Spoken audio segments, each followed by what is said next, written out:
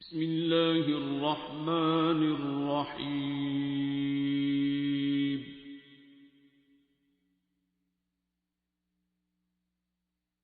الرحمن۔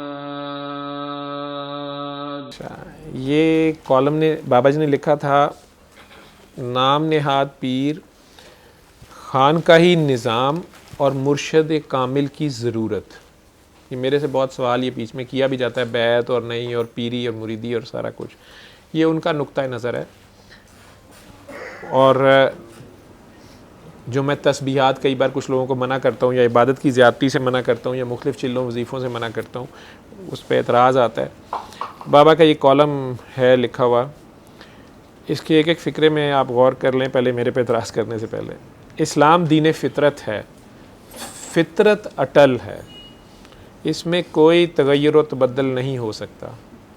اس کی حفاظت کی ذمہ داری خالق کائنات نے اپنے ذمے لی ہے۔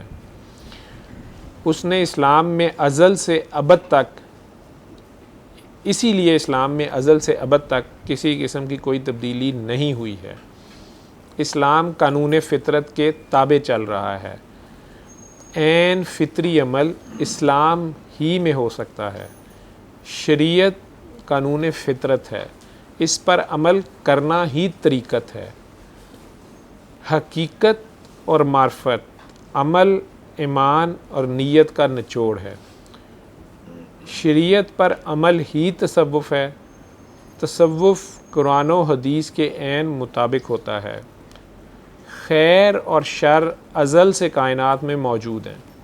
حضرت ابراہیم علیہ السلام کے ساتھ ساتھ نمرود، موسیٰ علیہ السلام کے ساتھ ساتھ فرعون، سرکار دو عالم صلی اللہ علیہ وسلم کے ساتھ ابو جہل، شر کی یہ قوتیں بھی ساتھ ساتھ موجود ہیں۔ اب بھی شر کی قوتیں موجود ہیں۔ ہر زمانہ میں شر کے علم بردار تصوف کا لبادہ اوڑھ کر موجود رہے۔ انہوں نے اپنے مفادات کی خاطر کئی بحروب بھرے، مخلوق خدا کو اپنے مفادات کے لیے توہم پرستی اور بدعتی بنا دیا۔ اپنی دکانداریاں چمکانے کے لیے بلند و باغ دعوے کیے، اور آج بھی پاکستان میں شر کی قوتیں اپنی دکانیں سجا کے بیٹھی ہیں۔ میرا مشاہدہ ہے کہ اپنے مالی مفادات کے لیے ہر تیسرے آدمی کو بتایا جاتا ہے کہ اس پر کالا علم کر دیا گیا ہے۔ ہر پانچویں علم کو بتایا جاتا ہے کہ اس کے جسم پر جنوں نے قبضہ کر لیا ہے۔ اسی طرح معاشرے میں توہم پرستی پھیلائی جا رہی ہے اور لوگوں کو نفسیاتی مریض بنایا جا رہا ہے۔ نفسیاتی مریضوں اور جنوں بھوتوں پر عقیدہ رکھنے والوں کو، یہ لفظ مٹ گیا ہوا ہے، قائل کر دیا جاتا ہے کہ وہ واقعی ان میں گرفتار ہیں، اور وہ پھر معاشرے سے کٹ جاتے ہیں۔ حتیٰ کہ خاندانوں کو آپس میں لڑا دیا جاتا ہے، اور روحانی علاج کے نام پر ہزاروں روپے ہڑپ کر لیے جاتے ہیں۔ اس قسم کی نفسیاتی بیماریاں تیزی سے معاشرے میں جڑ پکڑ رہی ہیں، جو اسلامی تعلیم کے سراسر خلاف ہیں۔ آپ ان لوگوں کو اسلامی قوانین پر عمل کرنے کی ترغیب دیں تو وہ خوف زدہ ہو جاتے ہیں۔ یہ نام نہاد پیروں فقیروں سے ملنے کے بعد ان کے ذہنوں میں یہ بات اتنی پختہ کر دی جاتی ہے کہ وہ کسی بھی صورتحال میں اپنے خیالات کو بدلنے کی کوشش کو گناہ سمجھتے ہیں، ان کے دیے ہوئے تعویذ گنڈوں پر عمل کرتے ہیں، اور ان کو نظریں نیازیں پیش کرتے ہیں۔ ان کو کسی قسم کا کوئی فائدہ نہیں ہوتا، الٹا مالی پریشانیوں کا شکار ہو جاتے ہیں۔ نامور صوفیہ اکرام نے بر صغیر میں خانقاہی نظام کی بنیاد رکھی، اور انہوں نے عوام کو دینی تعلیم سے روشناس کیا، لہٰذا ان کو اور ان کے گروہوں کو اپنایا، اور اس گروہ بندی کے نتیجے میں، یہ لفظ اصل میں کچھ خراب ہو گئے ہیں، یہاں سے گروہ نہیں ہے، ان کی اس مسلسل محنت کے نتیجے میں لاکھوں لوگ مسلمان ہوئے۔ برصغیر میں 1200 سال تک اسلامی حکومتیں قائم رہیں۔ صوفیہ کرام اور علماء نے باطل کی قوتوں کا ڈٹ کر مقابلہ کیا، بدعت، غیر اسلامی رسومات کی حوصلہ شکنی کی، اور تحریک پاکستان کے دوران بھی علماء مشائخ صف اول میں کام کرتے رہے۔ پاکستان بنا دینے میں بھی انہوں نے اہم کردار ادا کیا۔ آج خانقاہی نظام بھی اپنا اصلی کردار ادا کرنے میں ناکام ہو گیا ہے اور اپنے اصل مشن سے ہٹ گیا ہے۔ قیام پاکستان کے بعد سینکڑوں خانقاہیں وجود میں آئیں۔ انہوں نے تصوف کی تعلیم دینے کی بجائے اپنے مفادات کی خاطر لوگوں کو لوٹنا شروع کر دیا۔ ان کے حلیف گلی گلی میں موجود ہوتے ہیں جو لوگوں کو دین کی طرف لے جانے کی بجائے لوگوں میں توہم پرستی بڑھا رہے ہیں۔ قیام پاکستان کے بعد ذکر کی محافل تو ہزاروں کی تعداد میں منعقد ہونے لگیں، اس کے باوجود بھی کوئی نامور صاحب نظر پیدا نہیں کیا جا سکا۔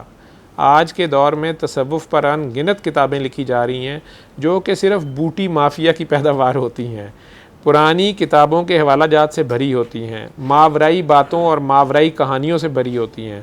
عام قاری ان پر عمل کرنے سے پریشان ہوتا ہے اور اس کا یقین ٹوٹ جاتا ہے۔ خود ساختہ کرامتوں کو عقلی طور پر تسلیم کرنے سے قاصر رہتا ہے اور روح کی خوراک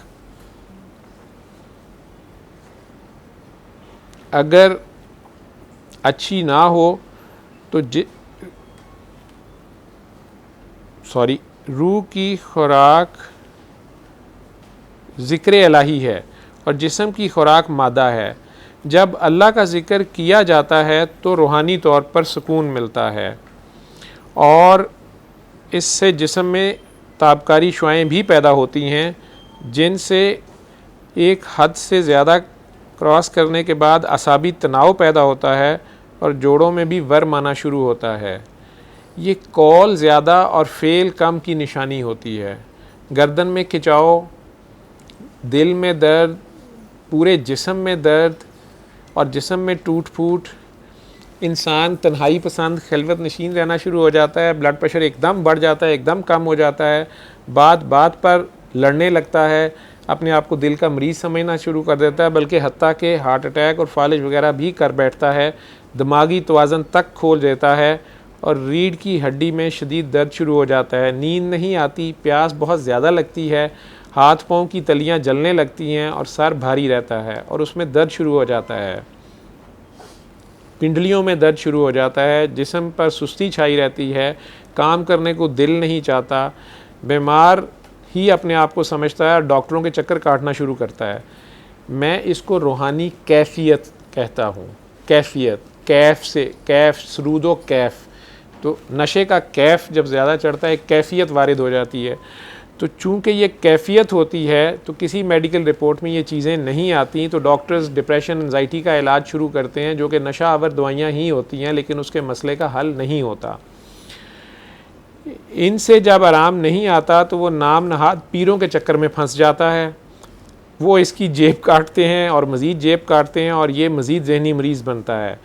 میری علماء کرام اور مشائخ سے اپیل ہے کہ وہ معاشرے میں بڑھتی ہوئی اس گمراہی اور برائی کو ختم کرنے کے لیے ان نام نہاد پیروں اور توہم پرستوں کے خلاف تحریک چلائیں، اور میری صحافت کے قارئین سے بھی درخواست ہے کہ مرد کامل کے بتائے بغیر وظائف نہ کریں۔ ان وظائف سے جسم پر جو اثرات مرتب ہوتے ہیں ان سے آگاہ ہونا ضروری ہوتا ہے۔ وظائف کے دوران جو جسم پر جو بھی کیفیات پیدا ہوتی ہیں ان پر مرد کامل کی یا مرشد کامل کی نگاہ ہوتی ہے، اور وہ ہزاروں لوگوں کو مل چکا ہوتا ہے، اور اپنے مشاہدے کی بیس پر وہ بغیر کسی توہم کے اور کتابوں کی مدد کے انہیں گائیڈ کر سکتا ہے۔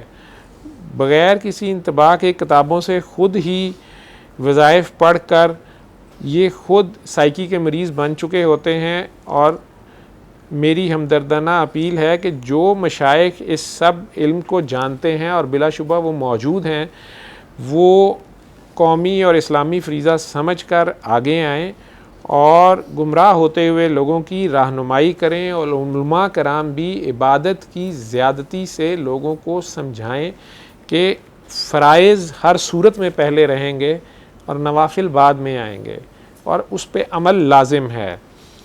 تو لوگوں کو گمراہ ہونے سے بچانے کے لیے لوگوں کی رہنمائی کریں اور مفاد پرست لوگوں کے خلاف یہ ایک عظیم تحریک کا آغاز کریں۔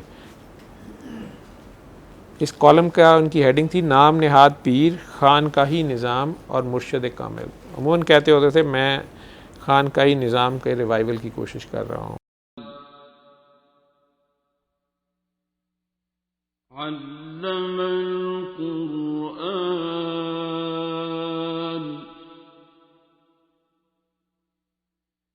خلق